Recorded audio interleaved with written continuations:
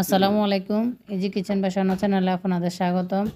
আমি আজকে দেখেন গোল বন দিয়ে কীভাবে টোস্ট বিস্কুট বানিয়ে নিচ্ছি। একদম ইজিভাবে গ্যাসের চুলায় বানিয়ে নিতে পারবেন। এই রুটিগুলো আমার বানানো। এগুলো আমি মাঝখান দিয়ে এভাবে ছুরি দিয়ে পাতলা পাতলা করে মাঝারি সাইজে করে কেটে নেব। এরকমভাবে আমি কেটে নিয়েছি।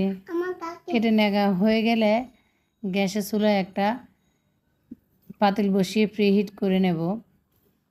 প্রিহিট করে এভাবে সবগুলো এভাবে দিয়ে দেব। দিয়ে একটা ঢাকনা দিয়ে ডেকে রেখে দেব। কিছুক্ষণ পর আবার উল্টে দিতে হবে। এখন উল্টে দিচ্ছি। আমার এগুলো ফ্রাই হয়ে গেছে।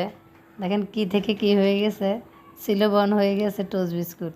এপিট ওপিট ভালোভাবে উল্টে দিয়ে নিলে টোস্ট বিস্কুট হয়ে যাবে। দেখেন প্রথম গরম থাকা অবস্থায় একটু নরম থাকবে, যখন ঠান্ডা হয়ে যাবে তখন একদম দেখেন আমার টোস্ট বিস্কুট